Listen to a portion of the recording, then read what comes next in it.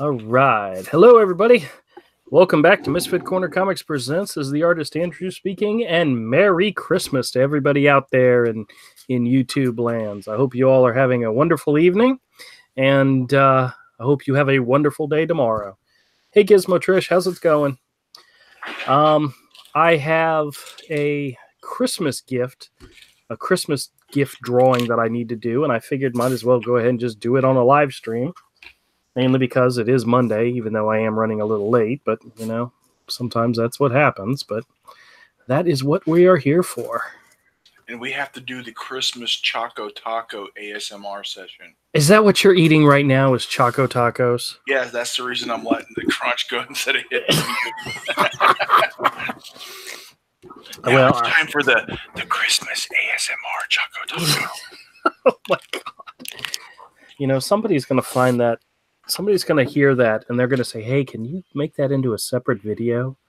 You know? Oh, I've started a new fetish. I'm going to do Choco Taco ASMR POV videos. Where I'm going to so you can get my point of view as I eat the Choco Taco. It's a new fetish. I'm starting it now. I'm getting in on the ground floor. I'm going to make a mint. Very cool. Very cool. I think that's awesome. I think that's a fantastic idea. Well, you know, I remember how I was talking about the kitten, how cute she is, no, and you had said something to me about, you know, making videos of the kitten because those are very popular on YouTube. Well, I made a video of the kitten. She was playing around in my wife's dress form. I was just sitting there watching TV, and all of a sudden the dress form starts talking or starts moving. And I turned on my camera of my phone and went over there to see what it was. And it turns out it was her. She had crawled up into the dress form. And I made a video of it, and I put it on my YouTube channel. And it got more views than one of my regular drawing videos did. Yeah. I'm like, well, damn. Yeah, cute kitten. Dude, cute kitten videos will, like, get millions of views. Well, she may end up getting her own channel. So I told my wife I was going to make a channel just dedicated to her and her adventures. And my wife was like, you're going to do what? And I said, trust me, it'll work. It's actually possible you could end up with like 1 million subscribers. I swear to God. Yeah, well, I hope that doesn't happen. But Gizmo says he's eating pizza. And hey, Uncanny, how's it going? And he says, I come in just as Choco porn is going hard. Yeah, dude, Choco Taco porn. I'm starting a new fetish. It's going to be POV Choco Taco ASMR. I'm going to make millions. That's what my channel is going to become. No video games, just eating Choco Tacos. Just POV Choco Taco ASMR. Now, you've got to do more than just Choco Tacos. You got to come up with... No, it's a fetish. It's what people don't know it yet, but they need it. They're obsessed with it. Okay, well... I'm telling you, I'll be making private videos for people. And videos of you sitting there in your underwear eating Choco Tacos. It'll be POV. It'll be like, they'll just see my hand coming at the camera. I'm sure there'll be... and they'll hear the crunching and the whispering. Some underwear porn involved in all this. I'll sell them. I'll sell them my underwear with Choco Taco stains. Oh, good God! Where did I hear they sell stuff like that in vending machines over in Japan or China? Japan. Yeah, that sounds like something they would do, right? Sounds like something I would do. I mean, you disturbing individual. That's what I do. But went to my sister's house tonight, and we swapped some presents with them. And one of the things I gave her was one of the drawings that I had done of Hero and Pudge, and she really liked it. And we're going to go see my in-laws tomorrow, and I thought about doing a drawing for my mother-in-law, and you know, figured since I'm going to do the drawing, might as well do it on stream, you know. But this one will be just a little bit different. It's going to have Hero in it, of course, as you could tell, but it's also going to have another character in it that Vape Nation. What? A secondary character. So, but I got to see if I can draw this person correctly. This individual correctly.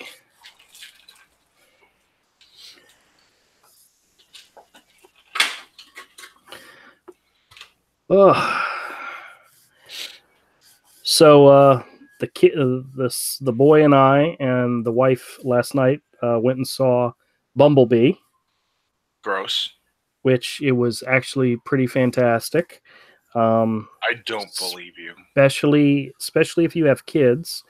It was a lot of fun, and there was a lot of music in a lot of 80s music in the movie, and it just made it really good.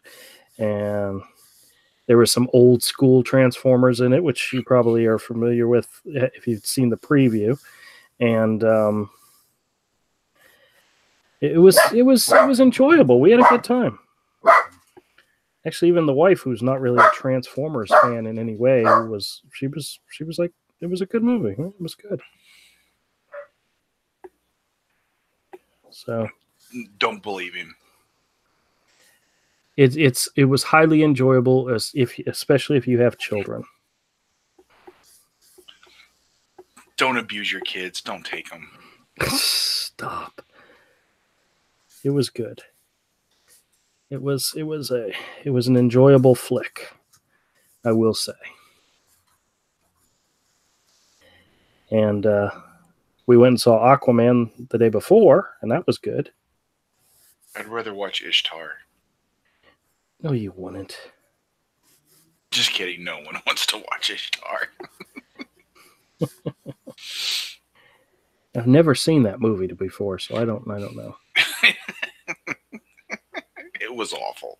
Uncanny says, no, Avery, I'm hearing a lot of great things from people who have given up on Transformers, liked Bumblebee. No, liked, loved. No, like or loved. Yeah. I'll hate it out of general principle. Yeah, he will. It was definitely not a Michael Bay movie, even though he helped produce it. But it was. I mean, there's only like 4 Transformers in the movie. I mean, if you don't count the opening scenes, where it's on Cybertron and you see all these Transformers running around and everything. I mean, there's only like 4 Transformers in it. There's 2 bad guys, and then there's Bumblebee, and then earlier on you see Cliffjumper, and that's it. And one of the things I really liked about the movie was there was a lot of emotion and heart and character in Bumblebee, mainly because, of course, he can't talk. It was something they established in the first movie, is that he couldn't talk. And in this movie, they kind of show you why, what happened, how he got damaged, and so forth. But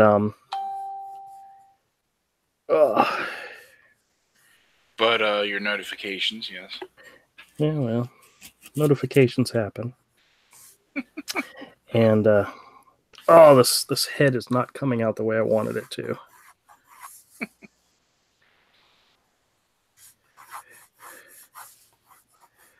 I might have to redo this part again.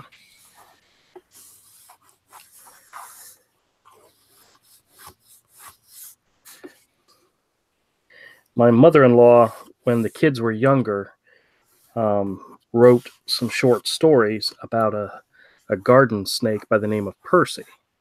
And she was always asking me to draw pictures of Percy.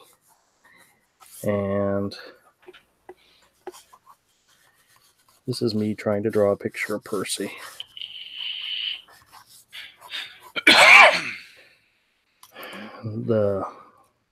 The mouth is a little too messed up. It's not right. Uh-oh. Kodiak says, damn it. All right, I pulled my headphones off. I can hear you. I can't hear you.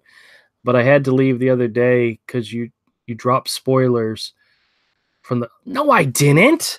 I didn't drop any Spider-Verse spoilers, did I? Oh, I was talking about. The one bad guy character. Oh, see, I figured everybody knew that one. That's why I was mentioning it. Oh, I'm so sorry. I would never apologize for spoilers. No. I intentionally want to do movie reviews where that's what I do is I drop spoilers right away without telling, because I think it would be funny. Yeah, no, I know what he's talking about. It's when I was talking about the. I don't even remember what you were talking about. What is it? Oh, I'm blanking on his. Hey Kodiak, yeah, I'm blanking on the character's name. I just assumed everybody knew that. Anybody who was was into comics knew that. I didn't realize that there were people out there that might not have known that. The relationship between Miles Morales, Spider-Man, and one of the bad guys. I just assumed everybody knew that. I don't know. Okay. But you could tell me and it wouldn't faze me. Yeah. Well, I did tell you. It was part of the conversation. I don't remember. Okay. Well. Like, even if I wanted to see the movie, it wouldn't faze me. No, it's okay. Like, I always laugh at spoiler warnings. I go, what's the big deal? Well, if there was a movie coming out that you were looking forward to, which, like I said, I don't think that's ever happened. I don't think there hasn't been a movie in a long time that you were looking forward to, was there? No. Yeah, see, that's what I'm saying. I've never felt that way, even when you wouldn't want somebody to spoil it for you. You can't spoil it for me. You can't. You can tell me what's going to happen. It doesn't affect me. My mother-in-law, she doesn't like suspenseful movies, and she was watching The Sixth Sense. Guys, if anybody out there hasn't seen The Sixth Sense, I might actually spoil it for you.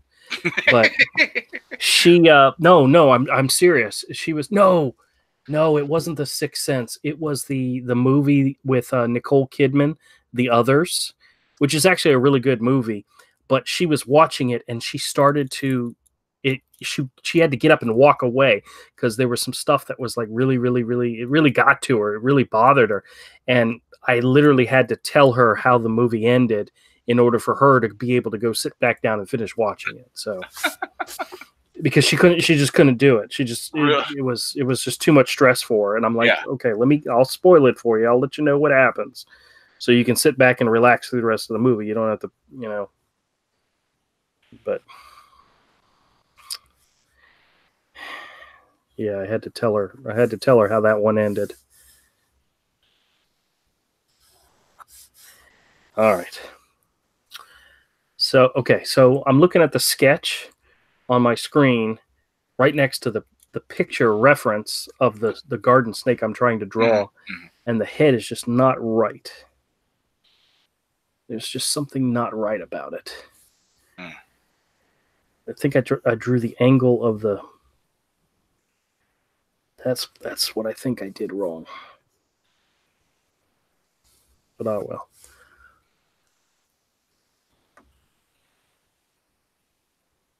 Kodiak said, I would sit on you, Avery, but that would hurt.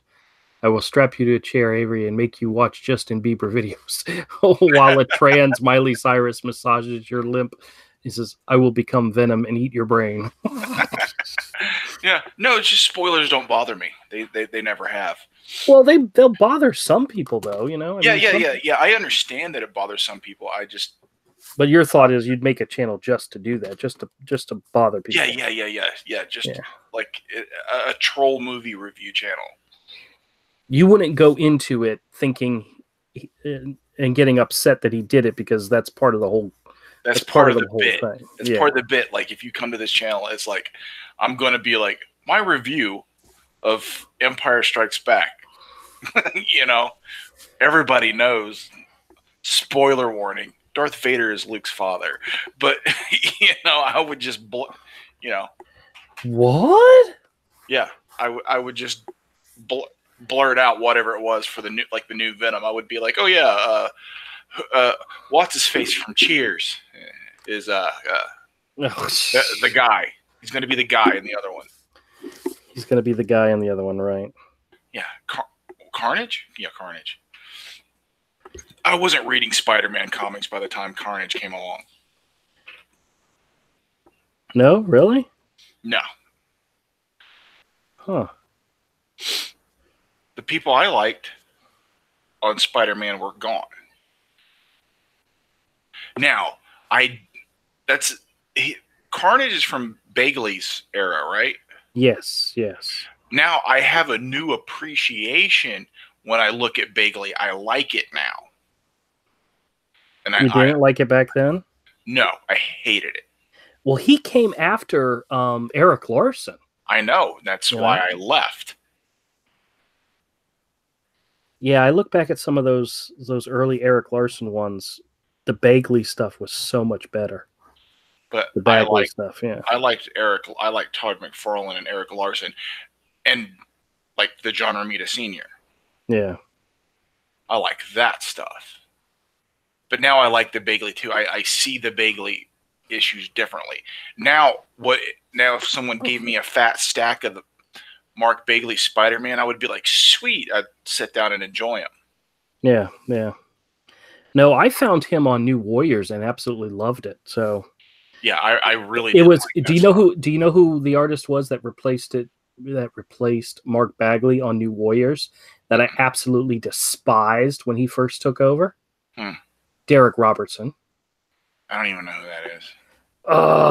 Or maybe I do, and I just don't know the name. Like, are you familiar with the comic The Boys? No. Well, let me put it this way. You know that new show that you really you enjoyed on Netflix? Happy? No. Happy? No. He was... Yes, you do. You were telling me just the other day you watched it and liked it. Happy, the one about the imaginary... No, never seen it. Oh, you're lying now. Yeah. I probably He was the artist on that series. He was the artist on that one. I've probably seen his work. I probably even follow his Instagram. Yeah, you probably have. But it's just not ringing a bell off the top of my head. Yeah, I just got that pretty, classic Brian Bolland that was printed in 2008. And it was like an anniversary edition of Camelot 3000. You're talking about the book we just picked up? Yes, it's so pretty. Oh, it's early Brian Bolland. I wrapped it to give to my daughter for Christmas. Oh. After I showed it to her. But let her know she was getting it. It's fantastic. It's gorgeous. Yeah, I'm gonna have to get a copy for myself. And I was looking through that Dave McKean covers book. Oh yeah, how was that? Oh, it's just nothing but a bunch of Dave McKean art. That's one thing I really like that a lot of typical comic fans don't like is stuff like what Dave McKean does by mixing photography and digital and 3D and drawing and paint. Like I would do comics like that sometimes too. Yeah. But hey, Avid's in the house. What up, guys? A lot of people don't like it.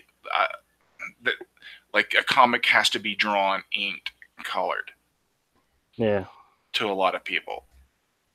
Like they don't even like, the painted stuff. Even like, there's a lot of people that just don't like it, except for like maybe Alex Ross. Yeah. But they would look at something like even Arkham Asylum that he did, or a book like Black Orchid that he did, and that was all drawn and painted, and they don't dig it.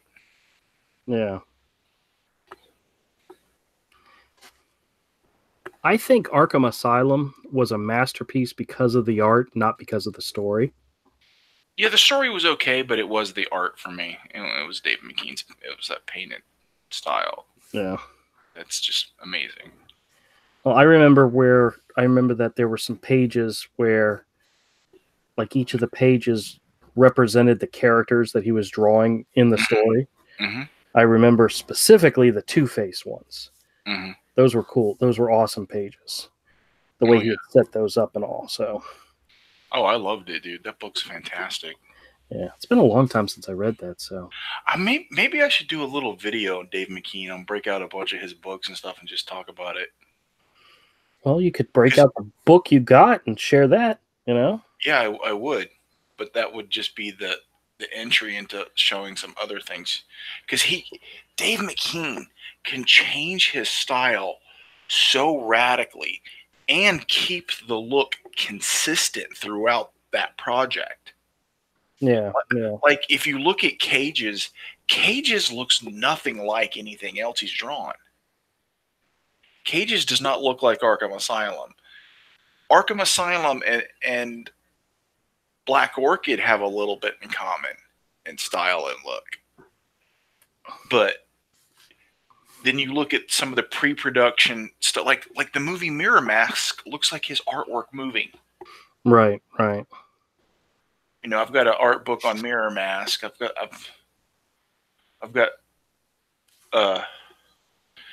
Narcolepsy, one of his art books.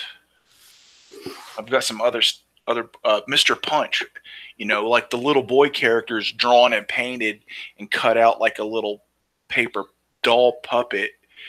Mr. Punch is a fully sculpted Punch puppet, you know, the Jester, and there's photography and mixed media and some digital, some 3D, and it's like, it's crazy. I love it.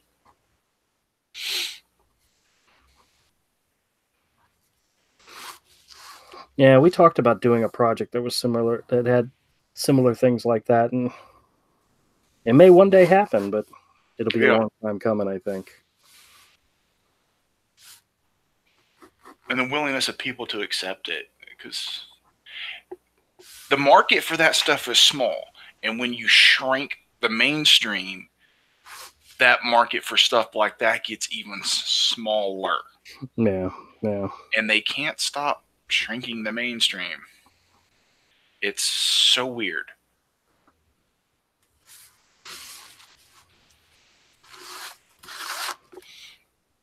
Hey, you know, when Books A Million stops having new comics, which it looks like, you know, they're going to, they're probably still going to get new Alterna comics because that's being done through the magazine. Yep, that is true. You just gotta like Peter Samedi more and more. Yeah, technically, when it comes to Books A Million, he may be the last man standing, you know? Yeah. I mean, I think they'll still have the graphic novels. Well, yeah, they'll still have those because those sell. Yeah, but they won't have the issues. And that's... But I rarely bought issue comics there. I did every once in a while if I caught something I missed at the comic shop. Exactly. But I've gotten where mostly I go to Ollie's to look for graphic novels to get them dirt cheap. And we got some good ones this time. Oh, yes, we did. Yes, we did. Man, we found some good stuff at Ollie's. We need to make videos. I actually meant to make a Christmas video today, but I kind of, after I got off work, I've been asleep most of the day because I was up really late last night. Yeah. No, I keep meaning to make a video about what I got at Ollie's, but I've already given away some of them. The ones that were intended to be Christmas presents have already either been wrapped and given away. Yeah. So. But I was going to make a little Christmas, little Christmas video saying, thanks to everybody. I can still do it tomorrow, and then show some of the stuff we found at Ollie's that I picked up. Yeah. In that book that Dave McKean Dust Jacket book you gave me. Did you pick up that Convergence? What do you mean Convergence? It's the DC Comics, the collection of the storyline Convergence. No. The cover and the first issue was done was Ethan Van Sciver. Oh, cool. Yeah. That's like the only thing we've seen on sale that was Ethan's. Yeah. Usually none of the stuff is Ethan. You don't see Flash Rebirth in that stuff. No. You don't see Green Lantern Rebirth in that stuff. Because I think those sell when they print them. Yeah. That says something. Yes, it does.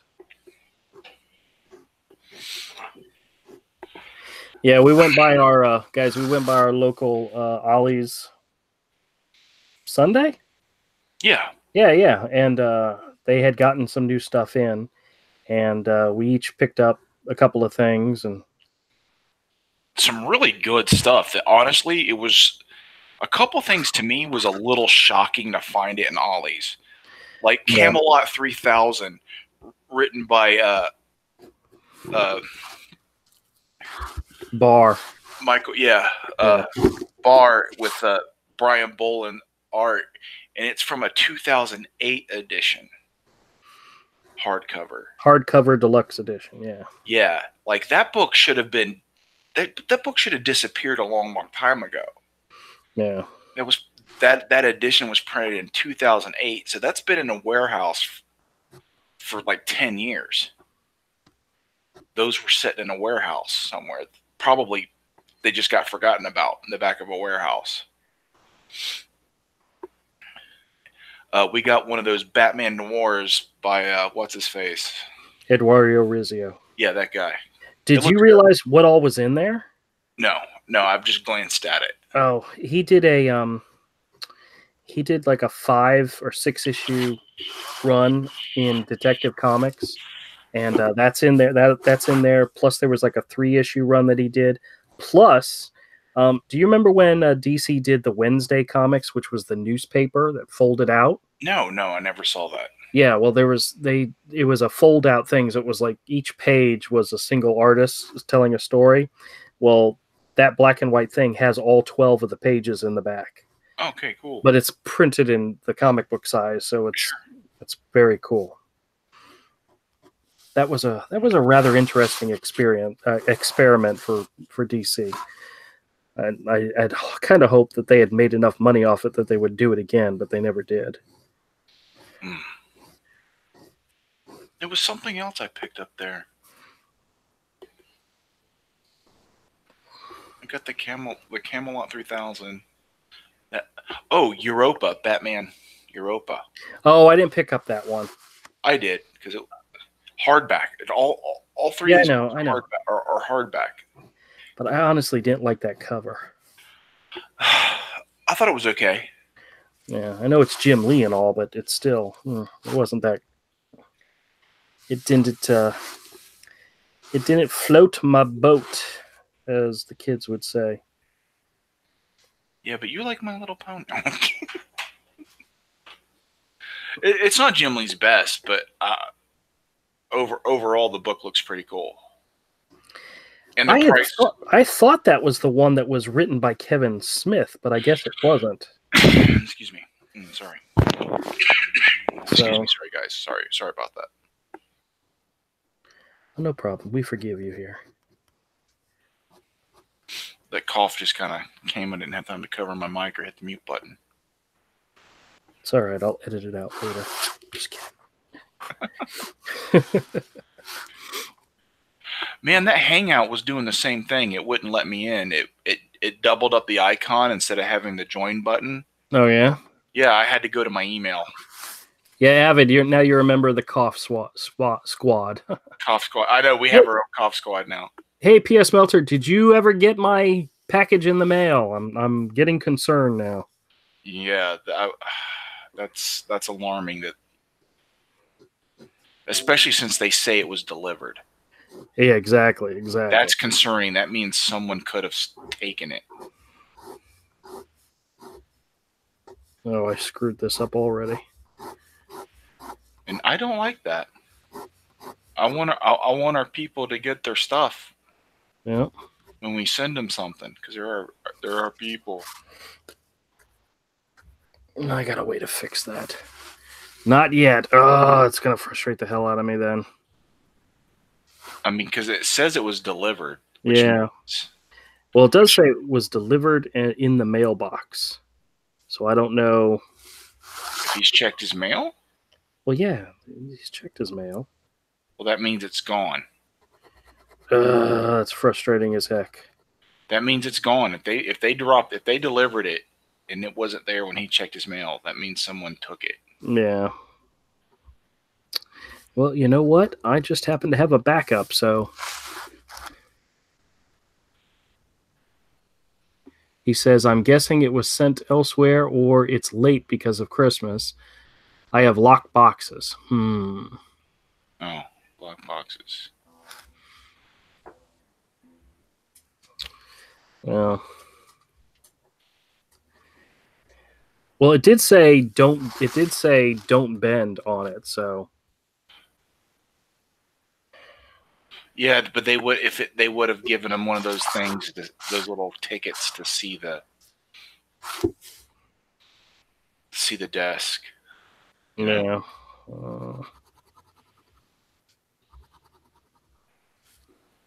Well, man, if you don't get it within the next, by the end of this week, then I will send it. I'll send you out something else. Because you know what? It's worth it. It's worth it for us to do it. So.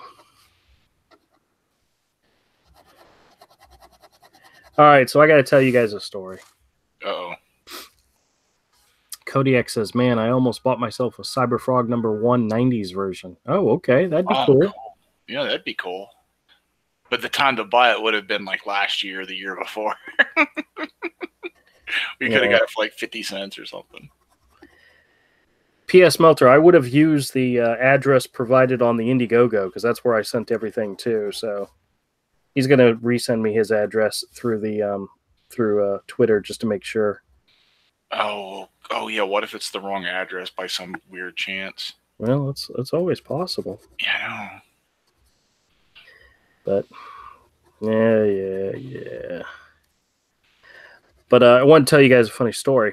I don't think it was funny. Mike thought it was hilarious. My wife thought it was hilarious. But it's another example of it's another example of me being completely awkward and saying words. So the other night, my wife wanted Panera's, and I absolutely love going to Panera's to buy her dinner because they have the self-service kiosks. And I don't know about you guys, but I would rather go to a self-service kiosk than talk to people every time. I mean, it's not that I can't talk to people, and it's not that, I'm afraid to talk to people. If I didn't have to, I don't want to, So I go in, and it's actually getting kind of late. It was probably about 7:30, and they close at 9, which I know that for a fact because I've gotten there at like 5 minutes till, and they kind of rushed me out of there and locked the doors on me. Yeah, but yeah. What? Yeah, get out. Yeah, get out. Well, it was about 7:30 or so, and my son was with me. He was waiting in the car because we had gone to Taco Bell and picked up Taco Bell for us. And I went into the Panera's, and there was a young lady in the front, and she was sweeping, right? And I bypassed her altogether and went straight for the self-service kiosks, right? And I started to put in my information, and she says to me, she says, "Sir, I can help you over here." And I'm like, oh, how do I tell her, no, thank you, I'll just use the machine because I'm an awkward, kooky individual, and it's better for me this way? And I couldn't figure out a way to say that. Instead, I just said, okay. So she went and got behind the register, and I walked over, and I gave her my telephone number, which, brings up my Panera account. Now, when you use the self-service kiosk and you put in your Panera number, one of the things it does is it allows you to see previous orders. Well, since my wife likes to get pretty much the same thing almost every time, there's a few variations. I could just scroll to whatever, the last order is that matches what and I press the button for reorder, and I swipe my card, and I'm done, Well, because, of course, I don't have that ability to do that because I'm standing at the register, I said to the girl, I said, can you see my previous orders? And she goes, no, I can't do that from here. And I'm like, okay, well, she likes, is it a chicken salad or a tuna salad? Which one do you guys have? And she goes, we have both. And I'm like, crap. And I'm like, okay, I think it's tuna. Yeah, let's go with tuna. which by the way was correct, but I couldn't remember. At that exact moment in time, I was freaking out because I couldn't remember what my wife liked. So I said, okay, tuna sandwich. She goes, great. And I said, oh, and put it on a croissant. She goes, okay, no problem. I can do that. And then I said, oh, and you need to add mustard to it. And then one of the like the managers of the store was standing next to me doing something else, and she goes, and the girl was having a problem trying to find the mustard on whatever screen she had, and the manager says, the regular mustard's in the little pack, and and I'm like, no, the mustard I pick is on the screen. I go to condiments and I pick the mustard. So you guys put it on there for me. It's not in a little package where I have to do it myself. And the girl's like, I don't know. And I said, it's not mustard. It's some kind of special mustard. And they're looking at me like, what the hell is he talking about? I said, never mind, forget it. No mustard. Just don't put any mustard on it. And I said, my wife, she can live without it. Right. And then I said to the girl, I said, I want 2 pastries. And I'm pointing over at the pastry section. I said, I want 2 of those. And she goes, what are you pointing to? I said, the stuff with the white stuff on top of them. And I said, I'm like freaking out because I can't tell her what it is I'm pointing at, because she's not looking directly at it because it's in the front. And I said, the ones that start with a B. And she goes, you mean the Britneys? And I said, yes, that's it. That's what I want. I want 2 of those. And I felt like such a freaking idiot, because normally when I go and I order stuff, the thing brings up pictures, and I just click on the picture. I don't have to know what the name of it is. I don't have to know what it's called. I don't have to talk to somebody. It was the most...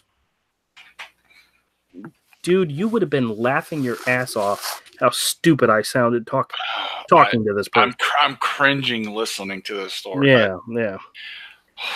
Needless to say, I then went and sat in the area where you wait for your food, and I just sat there like I felt like so stupid. I mean, next time I'm just gonna have to tell the girl, no, that's okay. Let me do it this way, because this way I don't look like a freaking idiot. Yeah, I don't know why you didn't say, oh, no thanks. This works out better for me. I felt bad for the girl because she looked bored. From now on, screw them. Well, you're the one with the problem. Yes, I know. I have a problem. This is one of the issues where it's not screw them. You're the one that can't function. Well, I can function. It's just I function better when I don't have to talk to anybody. Yeah, you're autistic.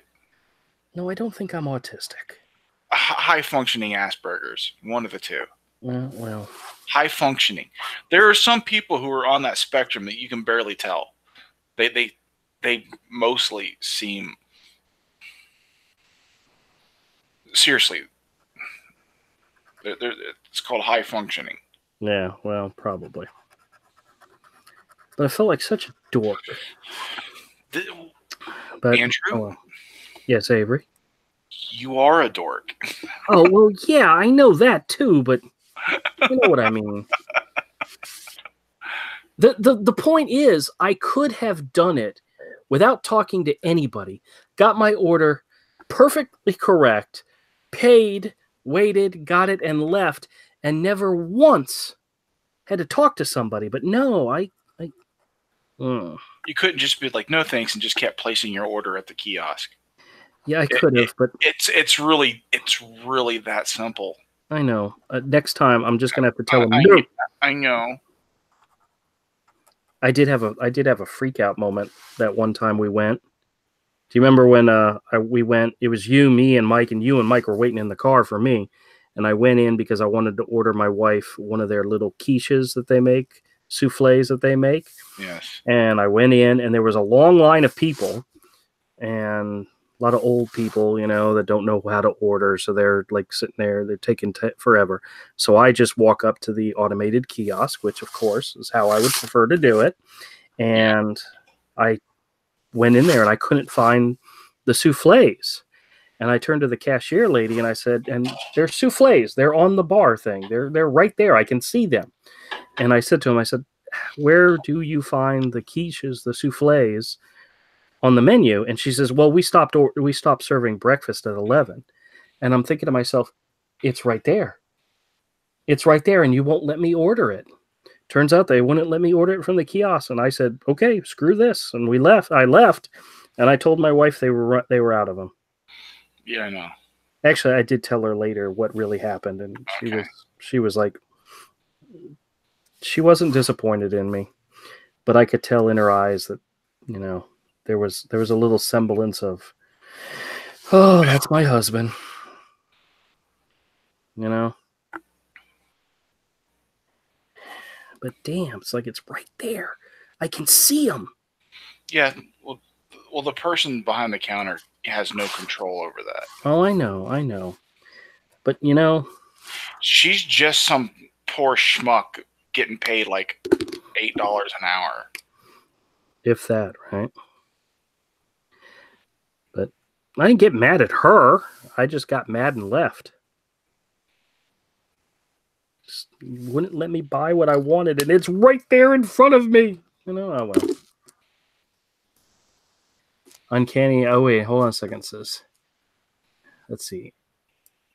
All right, hold on a second. There's stuff going on in the chat. Let me see what's happening.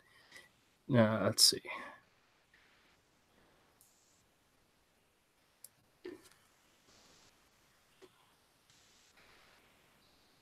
Okay. Just like that, Andrew. PS Melter says, yeah, when I tried to buy something on IndieGoGo, showed my address correctly. Sorry for you missed out, Kodiak. Kodiak says, damn it, Andrew, from now on, you're not allowed to go anywhere without me. That would be fine. For real, dude. He needs constant adult supervision. Countdown says autism for sure. Uncanny says high functioning Asperger's. Goddamn Avery. And then Kodiak says, Avery, send me a link. I got to tell you something. Kids are in bed. And then PS Melter says, pick looks good, man. Yeah. Well, what I was saying earlier, my this is going to be a Christmas present for my mother-in-law. When our kids were really young, she would write stories about a garden snake by the name of Percy. And she always wanted me to illustrate it, and I never ever got an opportunity to do, because when I got into drawing Hero, it was Hero and nothing else. And so for Christmas, I like to draw her a picture of her character. And this is Percy the Snake and Hero. I could have done a better job. But who wants a link? Kodiak said, send him a link. He wants to tell you something. Well, if you want to send him a link, send him a link. I can't send him a link. Oh, he said I meant Andrew. Oh, that's right. Yeah, sorry. I was just thinking of myself. Why is Avery sending the link? Hold on. Oh, good God. You guys know I'm an idiot, right? No, you're actually not an idiot. It really is high functioning autism or Asperger's. I honestly, like, it's very mild. You're very high functioning, but it's gotta be something like that. It's the only thing that explains some of your behavior. Yeah, hold on a second. I'm sending Kodiak the link. I have my issues too. There's actually some things where I'm very much like Sheldon on Big Bang Theory. All right, hold on just a second. I'm looking up something for PS Melter. Hold on. Let's see. Yeah, something might have happened to that package. Yeah, hold on. He just confirmed his address with me, and I'm not going to say it out loud, but I'm pretty sure it's the same exact address. What if you got one digit wrong when you wrote it out? I didn't write it out. I just copied and pasted. Copied and pasted. Yeah. Yes, I'm gonna put this is that's the tracking number that they gave me. So if you want it, this is the post office, USPS. So that really sucks. It does suck. D says, "Do you guys? Hey D, how's it going? Do you remember Ricky Tikki Tax?" The picture reminds me of that. You mean Ricky Tikki? Wasn't it Ricky Tikki Tavi? Yes, yes. I loved that movie. Yes, I did too. That was Chuck Jones, wasn't it? Didn't he do the designs for the characters? I'm not sure. I thought it was a Don Bluth movie. I don't know. No. It was a short story, and I think it was Chuck Jones. But it was. I don't remember it being a full movie. Well, it could have been. I saw it in the theater. You saw it in the theater? I always saw it on TV. Well, I used to go to this daycare when I was real little, and I think it's when we lived in Gainesville or Ocala. I can't remember. But yes, D, I have seen that with the mongooses and the snakes. That was definitely a part of our childhood. Yeah, and they took us to the movies all the time, especially in the summer. Like one time they brought us because back then they used to release Star Wars every summer until Empire came out. And one time they took us to what they thought they were going to show us Star Wars. Now we're a bunch of little kids, and they showed us Tarzan of Greystoke. Oh my gosh, I saw that when I was a kid too. I was in it was a like a summer camp group. Yeah. Granted, I loved it because I liked that kind of stuff. It was a very weird movie, but I liked it. It was with the guy, Christopher Lambert, the guy that Christopher Lambert. Yep. Yeah, dude. Oh, dude. Yep. Loved it, dude. It was definitely a cool movie for the ages.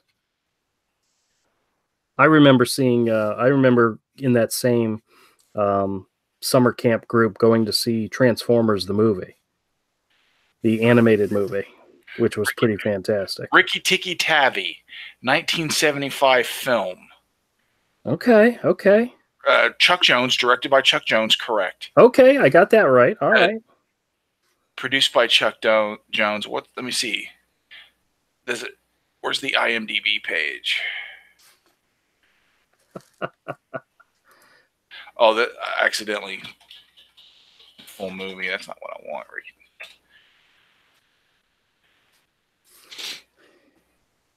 Yeah, that was some pretty cool animation back in the day, you know.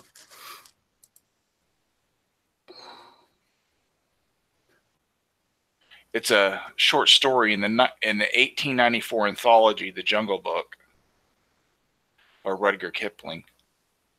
Yep. Okay. Cool. That I could definitely see. Directed hey, Kodiak, how's it going, man? Orson Welles, 1975. Here's the IMDb. 1975, man. I was only 2 years old when it came out. I was born in 1975. Yeah, I am older than you, aren't I? You're both old as dirt. Yes, we are. Oh, how's it going, man? You need to have on script a script. Next time you'll be like, no, I know what my wife wants. It's on my last order. Just have it like practiced to throw at her. I have that same social anxiety. Usually it's with dealing with electronics. So you got it to where No. It is 30 minutes. See, it's not a full movie. Yeah, I used to have a problem. I have seen it in the theater, but back then they used to group together several things together sometimes. Yeah. No, I have a problem. For a long time I had a problem ordering my wife's Starbucks order because I always felt like an idiot because does she have a white girl order? Yeah, probably. Yeah. Most likely she likes a venti peppermint white chocolate mocha, and I always have to ask her ahead of time, do you want it hot or cold? Because I always screw it up. Yeah, I always they don't know either. Yeah. My wife's is a tall guy that I can't remember it. Tall white mocha frappuccino. And when you say frap, that means cold. Yes. And they don't know that. So they'll be like, do you want it hot or cold? And you're like, she told me the lingo that you're supposed to know. I told you it. It's like that movie where they're over 30 and the guy that plays Ant-Man, He goes off on the coffee lady like, no, venti is not a thing. It's large. Yeah, well, luckily, my wife. Starbucks nowadays is one of those things we get special. It's not an all the time thing. So, like if we go to Barnes and Nobles, I'll get her a Starbucks. If we go, she has a doctor's office that we go to that's near a Starbucks, and every time we go on the way home, we stop and get a Starbucks. So it's not something that happens all the time anymore. I used to try to get it for her just because I knew it made her happy. And the last thing you really want to do is make them happy. Have you ever went out and bought one of these $5-6 drinks, and on your way home, you're coming out of the car and you're walking towards the house and you trip and fall, and it's happened numerous times. So. Oh, good job. Proud of you. Yeah, Extra. How's it going, man? I think my wife would kill me. I think she would literally. I don't think a jury would convict. She would kill me. Merry Christmas, Xmas. I mean, Merry Christmas, Extra. Yeah, Merry Christmas, everybody. Everybody, except Andrew. But Merry Christmas, everybody. Yeah, Avid. Uncanny actually lives here near us in town, and I invited him on a stream one time, and every now and then he comes on, and I got this strange feeling it's going to get to the point we're never going to be able to get rid of him. No. Yeah, that's my thing. You guys know a Good Dog Press, right? Yeah. He's been on a couple. Well, I did a version of his Skunk Girl, and they like highlighted my drawing today. Nice. I popped in. He's like, "Oh, I've been waiting for you," and he's like, and he popped in. He did my Skunk Girl drawing, and he left it up. And dude, that's fantastic. I got like 15. I have no stuff up on my YouTube channel yet. Not enough. But I got like 15 subscribers off of just him like That's awesome. That's fantastic. Yeah, I didn't do it for that point. I didn't do it for that reason. Yeah, sure. I know. But it's cool. Yeah. That's one of the fantastic things about this community, is that people are more than willing to share other people's stuff, and it's just fantastic. You guys don't know how great that makes a person feel, especially when they're new and just starting out. When somebody else who may be new and just starting out as well shares their stuff or talks about them or mentions them, or it's awesome just to know that there's somebody else out there. Oh, Ignition mentioned us in his little Christmas tweet. He did. Yeah, it was really cool. Todd's good people. You guys, I surf the live chats a lot. You guys actually do get mentioned a lot. So fantastic. I fanboy. Yeah, I always get this fanboy thing like, I want to say something. I don't know what to say. But yeah, it does come up quite frequently. Hey, Commodore's in the house. Hey, Commodore, how's it going, man? Well, to everybody who does that, thank you very, very, very much.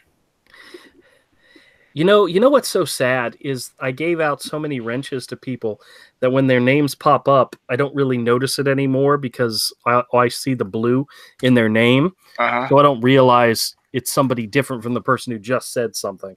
Like Avid said something, and then Commodore came in, and I didn't realize it was Commodore until I looked at it and went, "Hey, look!" He said he just came from a Christmas party. Excellent, nice. Man. So, Andrew, do you find yourself? Do you communicate with a lot of people in other circumstances? It's just like when you're trying to get something done that you're trying to get right, that you kind of go into that phase? No, I just feel stupid sometimes when I talk to people, and it's not an all the time thing. I mean, I can have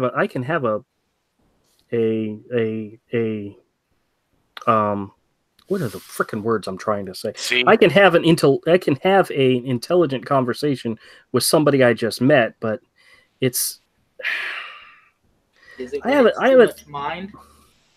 I have a thing about talking to people. I had to get comfortable with you first, and before I can, actually really talk to people.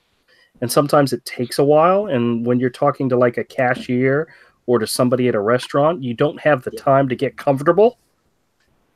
So I actually nervous. I'm the opposite. So I'll start talking. My wife's like, "You can shut up now." But see, I'm at a disadvantage. Like, I've had that from listening to you. I've heard your voice. I'm a little more. But if I just met you, I'd probably be more like that. That's, when you mentioned that, it reminds me of me. Yeah, I've gone to gatherings with friends and just sat in a corner and not said anything, and it's simply because I just don't know people enough yet. But once I get comfortable, I can talk about anything. And he will. And sometimes I'll never shut up either. So and he will. Yeah. And sometimes he's like a dog with a bone when he gets an idea. And you keep telling him, like, you need to think about this. You need to maybe readjust this. And whew. Yeah, well, sometimes I go crazy. No. You're kidding, right? Has it gotten any worse, Avery, since you've known him, or is it just the same? I think I've always been this way, to be honest with you. He's always been that way, but maybe I notice it more now that we're adults and he still does some things and I go, huh? Like we're all in the comics, we're all in the comics or toys or stuff like that in some way. Yeah. Like, but the same toys I would buy now as an adult if I could aren't the same ones I would buy when I was 13 collecting them. Like the stuff I had from then is all gone. I got rid of it. I don't like it. If it doesn't look cool in the package or look cool on a shelf, I don't want it anymore. I don't care if it is worth something. Like if I had original Star Wars figures, if I had any, they'd all be gone. I'd sell them. Same with Gen. You don't like Star Wars anymore?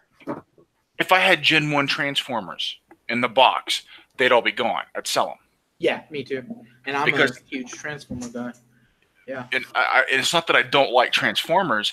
They don't look cool in the box sitting on the shelf. And are you kind of over it? Yeah, and I'm a little bit over it. Yeah. But of some of my Star Wars stuff, one thing I did keep is my Darth Vader light up bank. But it looks kind of cool in the box because it's got a big window. You can see the figure. Although I think the batteries in it are dead because it's from the very late 90s, early 2000s when this one came out. I know for a fact you have a Rose Tico action figure collection.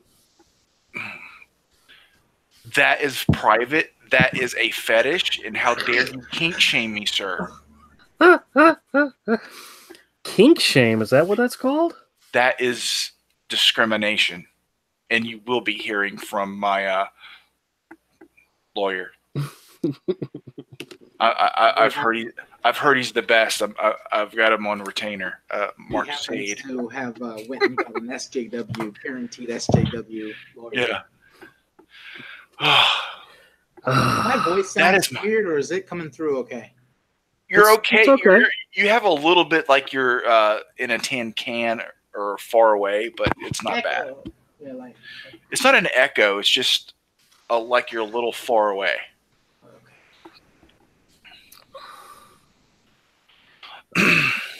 But I have it in a different way. When Andrew explains his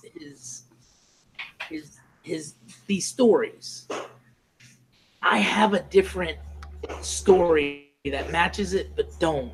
It's all in a different way. But I'm like, oh, I cringe because I feel his pain. Does that make sense? Oh yeah. It's like, oh, I've done that, or I've like the kiosk thing. If I'm used to the kiosk, that's what I would go to. My thing is going to Winn-Dixie and having to go through the self-checkout, which I hate. I can't stand it. Oh, I love self-checkouts. Oh, I feel like everybody's looking at me because I'm going to make a mistake. I feel like I'm going to fuck up. Oh Every no time. no no no no Excuse no! me, sorry. I get through the self checkouts like a champ. I'm in and out. I'm like, get out of my way. Let me do the ringing up because I can do it better than the cashier. You know, absolutely. Well, I had the only bad time I had at a self checkout was one time I was at a Walmart, and I guess they had their people like cracking down on people, maybe, trying to scan stuff and or throw it in the bag without scanning it and so forth. And they had their people like watching people to for people who did that. And I had like 4 rolls of toilet paper, and I was buying the generic, 60 cents Walmart brand, generic toilet paper. And I bought like 4 or 5 of them, and I scanned them, put them in the bag, scanned them in the bag. And the woman rushed over to me and she said, "Did you scan both of those?" And I'm like, "What?"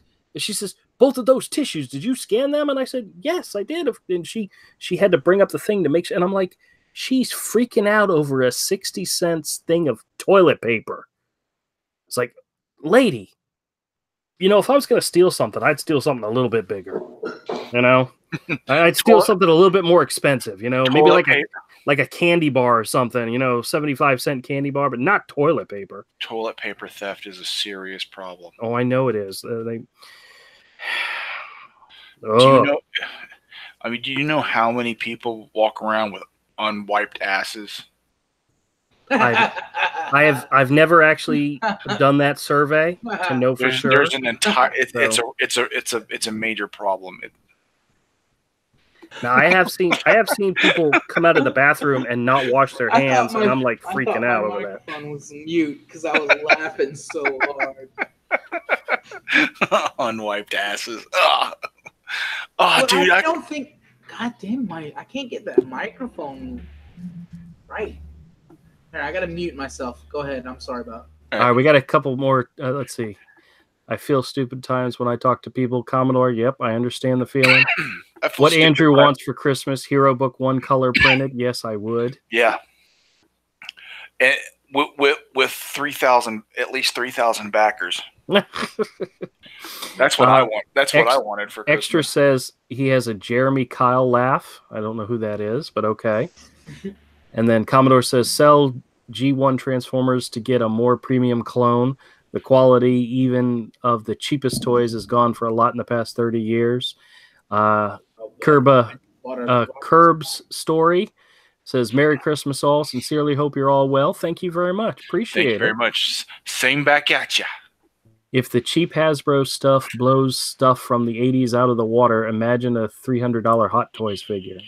Yeah, the hot. Yeah. I have a special edition Optimus Prime that came out several years ago. They released it again with the trailer, but the version and he's mostly made out of metal. He looks exactly like the cartoon. He transforms like the cartoon. Are you talking about the masterpiece? I believe so. Yeah, he's like 12, 13. Awesome. Yeah, he was like $50 when he came out at Walmart, and he's like 100, 150 now, something like that. I have him. He looks amazing. Stuff like that. Did you buy it from Walmart? Yeah. Really? Yeah, I bought it back when it came out. Oh wow.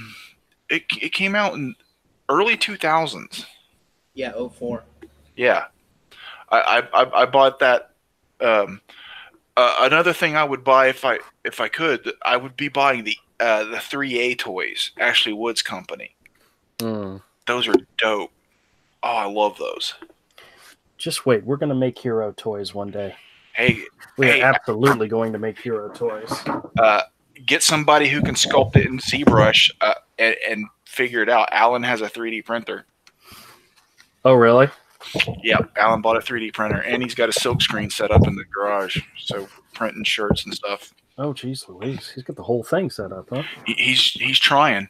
All right. The thing is it's like back when the webcomic thing started, and Todd told us you don't want to be Drunk Duck or these other webcomics. You don't want to be on that site. You want to be that site.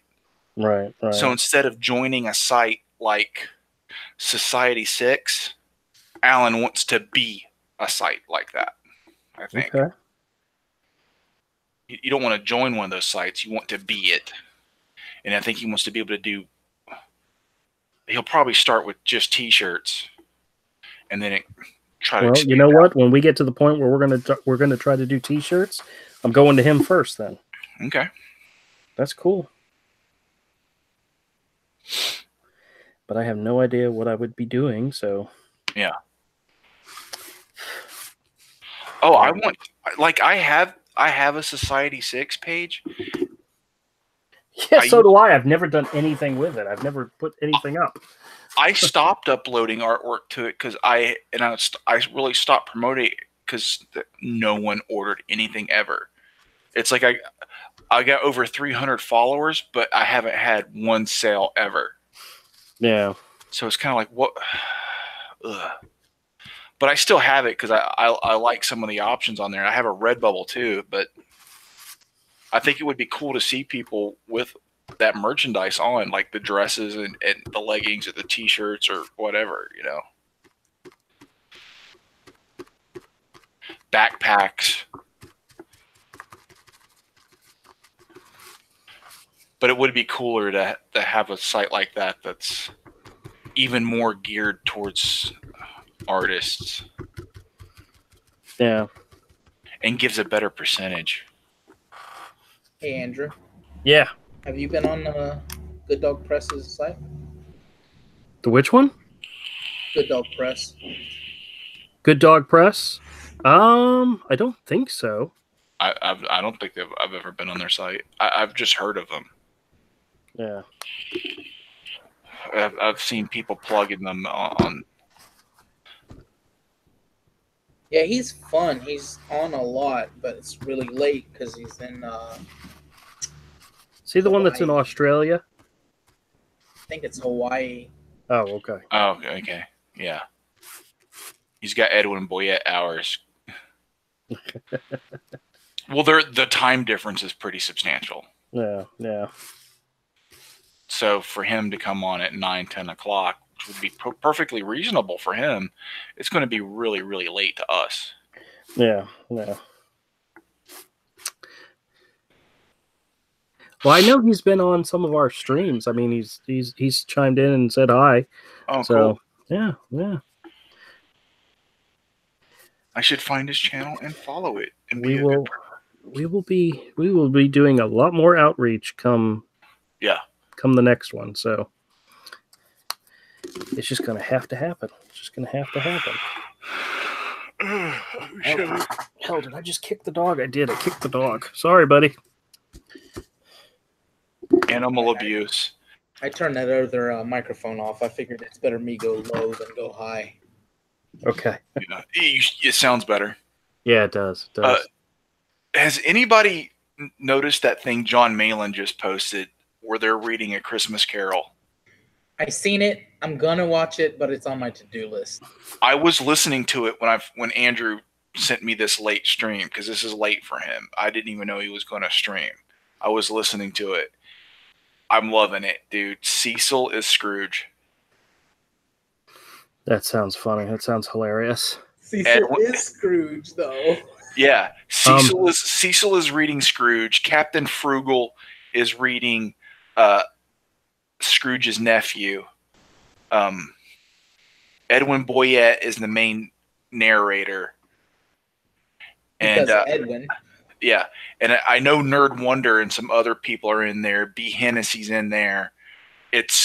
I'm absolutely loving it. And when the stream is over, I'm going back to finish listening to it. Okay. I love that they did this. I think it's fantastic, and I hope they do something like this every Christmas. It's great. Avid asks, what is Society 6? Oh, Society 6. I have a Society 6. Okay. It's one of those merchandise sites. On-demand merchandise sites? Print on demand. I can upload some artwork, and I immediately can have it on leggings, T-shirts, tank tops, prints, canvas prints, metal prints, backpacks, shower curtains, bedspreads, duvet covers, all that kind of stuff. So, and I get a small percentage of the profit. It's small percentage because it's all print on demand. So if you want curtains with some of my artwork, some of my personal artwork, which not all of it is safe for work, it's on my Society 6. Did you ever put up that hero print that you were going to do? Mm-mm. No. I thought there was a. Wait, is it not safe for work either? Did you Huh? draw a hero nude? No.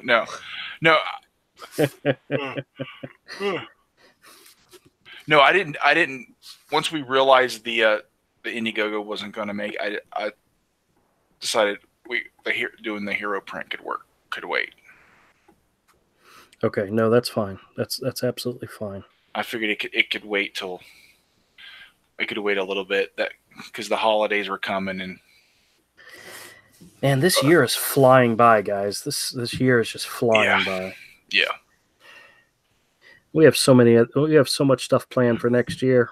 Yeah, but if you went and looked at my Instagram and you saw some of my paintings, some of my abstract paintings, some of my figure paintings, and you liked them, well, a lot of that stuff is on my Society 6, and you can just order a print, you can order a T-shirt, you can order if you have a girlfriend who you want to wear some leggings with some cool artwork, you could buy some of those for my Redbubble. Like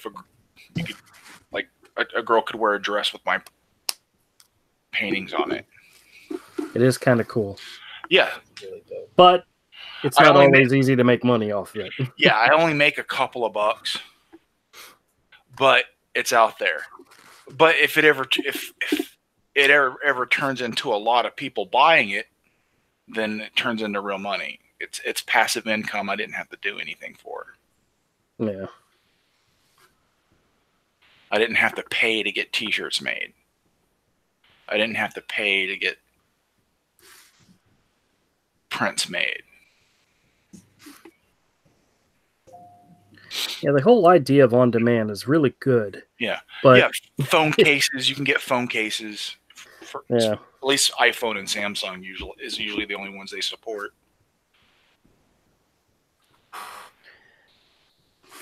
You have actual paintings, like not just superheroes. You have paintings, right? Yes. I'd love to see those. I've done a couple myself. It's all on my Instagram. All right. There's some of me promoting that stuff on my Twitter if you scroll all the way through my Twitter. But yeah, because me and Andrew's both our training is fine art, and I still stick with that some. God, I love it. When you find it mixed in comics, it's the best. Yeah. I've never done fine art a day in my life. You studied it though, right? Yeah, yes. Of course. So amazing.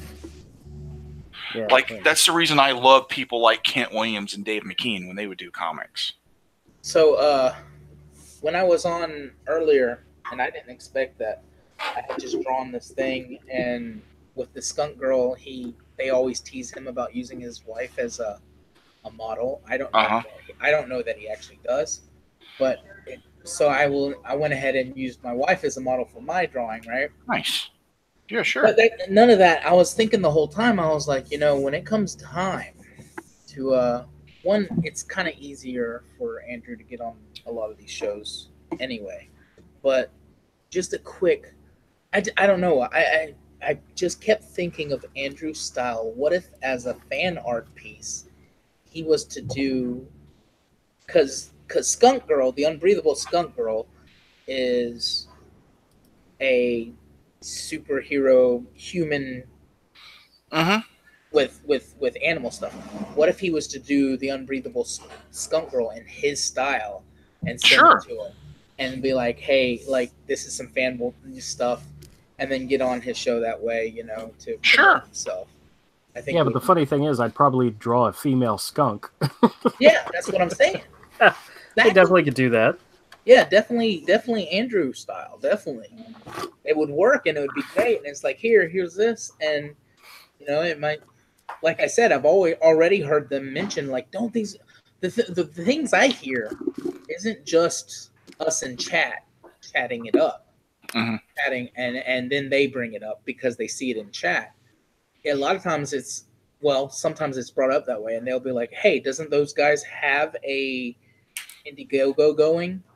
You know, so they're aware Yeah. of the situation. So the next time that y'all run this, it's going to be bigger than this time, regardless. Yeah, we hope so. We hope so. I think so. Yep. I do. A lot of people when they hear of someone that they haven't heard of before, there's a little bit of reluctancy due to some people who have been, well, jerks. Not get their stuff out on time, kind of thing. Or they just behaved poorly because we didn't get the recognition we deserved. It's like, it doesn't work that way. You have to build trust. You have to build an audience. You have to build your own audience. You can't, Absolutely. You don't get to go, hey, I'm Comicsgate, and everybody has you on and kisses your butt. It doesn't work that way. It takes time. And a lot of people, there have been some people that spoiled that goodwill by acting entitled. That's what I was thinking. I was like, hey, this one thing that I lucked out on. I lucked out on that piece. It did turn out okay. I didn't finish it. I was supposed to ink it, but I couldn't find my light box. And I wanted to keep the pencils. And I was like, but guys like Andrew, and you don't really get to, you never really, Avery, you don't draw on stream. And I think that's because of your technical difficulties, right? Yeah, I don't have a camera. So all I get to see is Andrew, and every time Andrew starts a drawing, he finishes it, and it looks great, or it looks good, or it looks great, Yeah. So that's why. If I would actually set up my drawing table properly, because normally when I draw, I'm sitting in my recliner with a drawing board. Yeah. But if I would set up my art tables, I could film and make videos of me drawing, because I have a digital SLR. I just don't have a web camera to stream me drawing. Yeah. Well. Oh. Well, like you see my sketch, Avery? Yes, it's a good one. Yeah, I like it too. Yeah, it's a good one. It's not bad, not bad. Oh man, I'm getting tired now. This is the crazy things. This is the crazy things we do on Christmas Eve. When you guys have to remember, my kids are actually. You know what's really funny? Both my kids are at work right now. I worked today. I had to go into work. They let me go early, but they did. Yeah. Oh well, I went into work early this morning too, and they had done a special thing where if you were able to, you could work from home.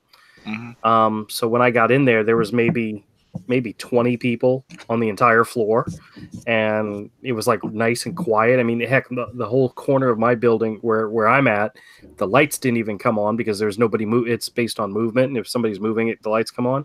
So it was all dark, and I'm like, oh, this is perfect. I went in, got into my office, I shut the door, I turned on some Avril Lavigne, and I sat down. He's such a spaz. I found that CD. I didn't realize it was in my boombox, so I turned it on and I listened to the CD while I did my work, and then I left an hour early. And just it's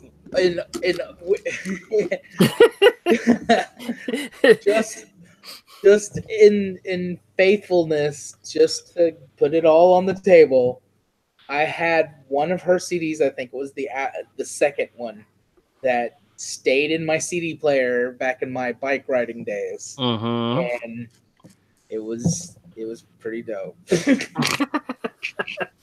But I was shocked to hear you admit to it. That's all. Oh no, I'm not afraid to admit to that. Yeah, he'll admit to anything. My favorite movie soundtrack is Hairspray, the one with John Travolta. I love that. Yeah, not even the good one. Not even the good one. Yeah. Not even the good one. That's John Waters directed with Divine in it. I don't think I've seen that version. I'm familiar with the one with, See, now this is where we start to lose watchers. Have you Go ever very seen quickly. Crybaby or Cecil B. Demented or? No, I haven't seen any of those. Because I guarantee you, all these watchers have those things they listen to that they're like. So, oh. You've never have you ever seen a John Waters movie? You'd have to name some more. I'm sure I've seen some, but Pecker. nope. I've never even heard of that. You've never seen Crybaby? That's the one with what's his name? Johnny Depp. Yeah, I've never seen that one. There's one he did with Johnny Knoxville. I can't remember the name of that one. Dude, his movies are so campy and so kitsch and in such bad taste that they're wonderful and charming. They're really funny. Is he the actor or the director? Director. Oh, okay. Well, I can't believe. Then again, you're like, did you watch the new Baywatch? dude, what's her name is gorgeous, and I bought that movie no, I bought that movie because my wife wanted to see it. I forgot. I forgot that was my line on that one. That's in all fairness, did you watch the old Baywatch? No, I've never seen a single episode of Baywatch. It was bad. I mean, it was good. Yeah. Okay. We were talking about this old idea he has, right, of retooling it, and my idea of how to retool it and redo it. I was thinking, hey, let's make it like Dark Shadows meets Hill Street Blues but with superhero action. He doesn't know what I'm talking about. Well, it's not that I don't know what you're talking about, but my only reference of Dark Shadows is the Johnny Depp movie. So yeah. I've never actually seen the original Barnabas TV series. All I know about the original is I have a painting of my father's from '72 that is very important. Anyways, very important to me. But I grew up as a little kid watching reruns of the original. So the original was good, right? The original soap opera was fantastic. It was a daily soap. It was a soap? It was a daily soap opera back when soap operas were shot live. Like Days of Our Lives back in the day. But it was horror themed, witches, werewolves, vampires. It was just ghost stories, drama. It was a horror themed soap opera. Could you just imagine just about any actor, just pick one off the top of your dome, that could do live TV now? I can't think of any. But that show, the original Dark Shadows, was fun, dude. That show was fantastic. I loved it as a little kid. All right, see, here's my my steelbook case edition of Baywatch, which, by the way, isn't a steelbook case. It wasn't a metal pack either, but it's got Alexandria Daddario, whatever her name is. She's gorgeous. I think she's gorgeous. Oh, she's gorgeous. Gorgeous. I don't know who the blonde is, but it's gorgeous. She was worth buying it. Oh, gorgeous. Yeah. The way you say gorgeous sounds. I'm not quite sure you're talking about a woman. Well, it does have The Rock in it and Zac Efron. So I mean, are they gorgeous? There was enough in there that my wife enjoyed it. So yeah, D says, sure, the wife, not you. No. No. Yeah. See, the wife. That's his excuse. The wife. No, Andrew. Just so you know, nobody's buying it. Nobody believes you.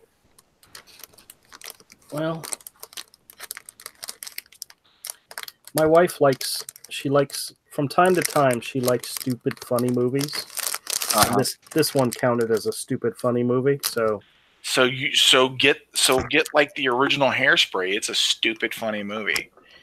Do you see like trying to get away from all the stupid shit? Do you see Zac Efron? Like The Rock is talented. If you ever seen anything, like it's hard not to say, okay, whether you dig him or not, there's talent there. Yeah, he's a funny guy, dude. His comedic timing's really good. It's really good. Like I was thinking about his Saturday Night Live stuff. Oh, dude, I watched that first one, dude. It was so funny when he was doing the bartender with no gaydar. Oh, dude, that was so funny. You know, I think what's his way? Who's the guy that played Aquaman? Jason Momoa. He could be the next Rock with his charisma and so forth. Is. Well, he's not as famous, but he definitely has that I think ability. He's going to be this generation's like Sylvester Stallone and Arnold Schwarzenegger, because I want to see those two in something together. We'll probably never get it until like whatever, you know. Well, they were in the what was it, the what was the Sylvester Stallone movies with all the Expendables? Yeah, but that was to finally please those 80s guys.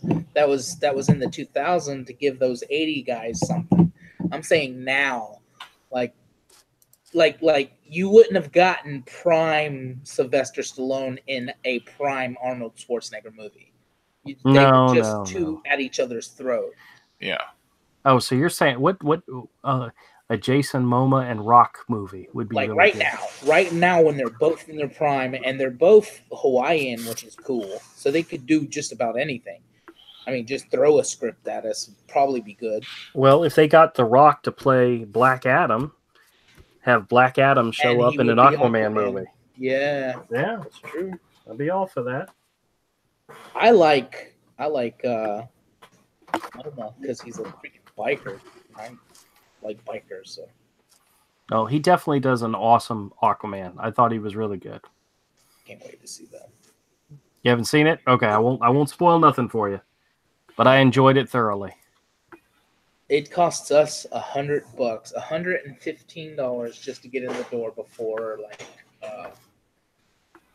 popcorn or anything that makes the movie worth it. No, I understand. So that's why I said, get one of your kids to work in a movie theater. Yep. I told my wife about that. She's like, here's a spoiler: Aquaman gets wet. That's what Elliot Fernandez says. He's like, whole movie, lots of water. Yeah, lots of water, undulating CGI hair. Oh, well, you know what? Mira gets wet too. Oh. She does.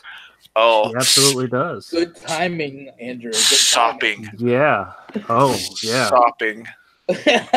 And she's got that flowing red hair, and yeah. All right, guys. I got a few things to get ready for the 6 months of planning, 5 minutes of opening tomorrow morning. Well, hold on, just a quick second. Okay. What kind of cookie and so forth did you leave out for Santa, or did your kids leave out for Santa tonight? Oh, we never did the Santa thing. What? Yeah. Well, all right. That's actually something carried down from my dad. My dad was like, I never told you there was a Santa. It's like he wanted us to. That's a long story. Even when our kids got older, I always told them the same things. And every year I told them the same thing. I said, guys, you better hope there's a Santa because mom and dad are broke. Yeah. So if you want something, you better hope there's a Santa. Well, this year might actually turn out that way because somehow we didn't think we were getting anything, and somehow at the last moment. So I might start telling them, like, look, Mom and Papa Bear was wrong. We believe something happened. No. We looked like we wasn't going to get a thing for them, and then at the last second it kind of pulled together. So I think I hate to say it, the last Christmas that we actually had everything worked out really well, even though it was a horrible thing, is it was right before Christmas. our house got robbed. It got broken into, and the insurance company came through with the check. Avery. What? No, it wasn't. He said, Avery, what did you do? No. It wasn't anything like that. It wasn't anything. And it was when the kids were still young, and we got a check for the stuff that got damaged and stolen, and it ended up saving our Christmas. So yeah, what is that when people break in? They don't just, if they can't take it with them, they destroy it. Yeah, well, we actually had a this wasn't at Christmas time, but we had somebody we knew broke into our house and robbed us. And always somebody that's what happened with us. Well, turns out it was our next door neighbors. And when the cops came, they went to go talk to them, and they were like, "Yeah, we heard like a van gunning it," and I'm like, "What? No." We actually know what happened. They went through the garage, and then they went out the back door and just jumped the fence into their place, because when I got home, the back door was left open. And so we knew they exited through the back door, and there's no place else to go other than jumping the fence and going to the neighbor's yard. And come to find out that they were in the process of losing their house. It was being foreclosed on. And I asked the cop, I said, who robs their neighbor? And he says, well, obviously somebody who is not going to be here any longer. Like, damn, it just hurt. So y'all didn't even know? Y'all didn't even have an inkling until they gave themselves away, if you will? Oh, well, no, what happened is I was in the process of replacing the garage door. We had a friend of ours had given us a metal door, and we had this old wooden door, and I took down the wooden door and put the metal door up, but I'd never, I wasn't finished adding all the springs and all the stuff needed to, for it to go up and down. So it was just down, and anybody could just lift it up. Well, they saw me working on it, so they knew I was working on it, and I didn't finish it. And when I came home, I went into the house and I got some stuff, and then I left. And then when we came back, the garage door was open slightly. And I'm like, oh, crap, this can't be good. And when I went into the house, they had gone in through the garage, and they kicked in the garage door on the inside where it was locked. And they took, they took computers, they took laptops, they took iPads, or not iPads. Back then it was, just the iThingamabob or whatever. And the thing that they took that hurt the most, they took a bunch of liquor, and they did. And then they took my external hard drive, which at the time had all of Cornerstone Volume 2 on it. Luckily, I had the art, and I was able to rescan everything and everything. But it's like, oh man, if they would just give me back the hard drive, they could have all the rest of the stuff. That was the one that hurt the most. But yeah, they ended up getting kicked out and foreclosed on and moved out. And when I was on the phone with 911 telling them that, so a bunch of them got into the car, and then they pulled out into the driveway, and then instead of driving forward where they would go past me, they went in reverse all the way down to the stop sign, and then turned around and went the other way. It's like, who does that? What? It was just like really weird and stupid stuff. And we had a whole bunch of that going on, and then all of a sudden my mom started getting broken into, and we're like, oh, does she live in a bad area? Turns out it was a family member who actually had borrowed our car, my wife and my car, and used our key to break into my mother's house. So that's just wrong. Man, it was harsh. And the thing is we denied it for so long. We're like, it couldn't have been this dude. Couldn't have been this dude. And he was rooming with us. We went into his room, and we had found, we're up under one of them plastic tubs. There was a sticker, and we found a red sticker, and we pulled the sticker off, and we were like, what's this? And I'm like, Tara, that's a not social security number. That's a serial number, and it's to a Wii. It's red. So we put it on this little piece of paper, and we held onto it. I'm like, Mom, I went to my mom's house. I'm like, Mom, because my mom doesn't throw a box away ever. Uh-huh. Ever. she's a hoarder when it comes to boxes and stuff like that, and she doesn't need to keep the boxes. She has all her credit card statements and all that. Anyways, so I'm like, find the serial number to your stolen Wii. You know, she comes back with it and she reads off half of it. She gets halfway, and I start just swearing up and down, God damn it, you know, because it's the exact serial number. So I always, you know, in retrospect, tease that this person was caught red-handed. What, blah blah blah. Laugh out loud, if you can laugh at that. But he was eventually actually put in jail for 2 years for robbing somebody else. So it was a thing for him. I don't know. People are scum. And that's what the first police officer said. It's always somebody you know. And it's like, he's like, in my experience, it's always somebody you know. And I'm like, no, it couldn't be. Well, it's definitely a sucky thing to happen to anybody. Yeah. All right, let me get off here. I do you know how we didn't get to do Thanksgiving this year, meaning cook. We went to Thanksgiving. Oh yeah? Yeah. So every year we do an annual all you can eat, pretty much is the idea, but pretty much a giant breakfast. It can be any time during the day on Christmas. It can even be breakfast for dinner. But it's got to be like, you ever gone to Shoney's? Remember back in the old day when they had the breakfast? Oh yeah. Buffet? Oh yeah.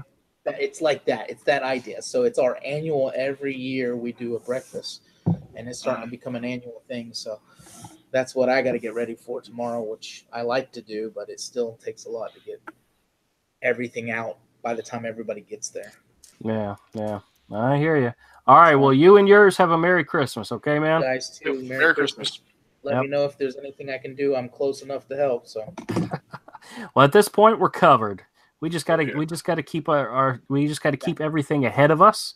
Don't let anything get behind us, and just we're just gonna keep moving forward. Avery's screen sharing, was that Avery's? Yeah. It's a digital image he's working on. I asked you if you had seen. I can't spell it. Don't ask me to spell it, but it's like Zinslaw. God, I gotta share a link. I gotta wrench. I gotta share. Zinslaw. D says, "Good they lost their home. Karma. I have no respect for anyone who breaks into someone else's home." Well, this is the same group of kids. Well, they're the people that live there. It was like the mom and dad had bought the house and then let their kids live there. I mean, some of the kids were older, like 20s, mid-30s type thing, but they had a couple of the younger ones there who were probably grandchildren or whatever. But I was out in my backyard working one day, and all of a sudden I got hit in the back by a BB gun, and I was like, "Son of a!" And I turned and I looked, and there's two of them sitting in a lawn chair, and the youngest kid, who's probably 16, 17 years old, standing there with a BB gun in his hand. And I'm like, "Son of a, you shot me in the back!" And he's like, "No, I didn't."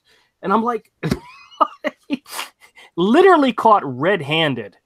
And the other guy was like, "Dude, apologize to that man." He's like, "I didn't mean to do it." It's like, "But you did it. You did it. You're standing there holding the gun." And I'm like, "Oh, you." Well, I was a pretty big target. It was hard to miss.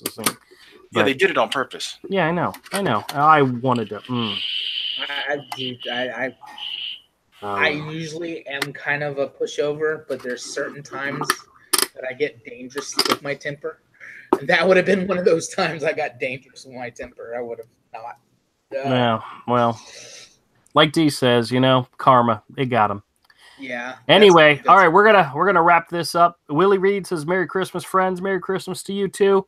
Everybody out there, I hope you have a wonderful Christmas. I hope you have a fantastic new year. I'm going to live stream again on Wednesday, which is the day after Christmas. So if you guys want to chime in and say hi, we'll be here.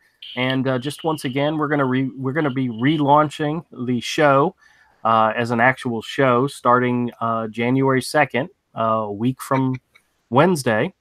And we hope you all come back and join. And we're hoping it's going to be a lot of fun. I'm hoping it's going to be a lot of fun. Avery's still being cynical, but that's okay. What? Oh, wait. Avery can't see the chat, can he?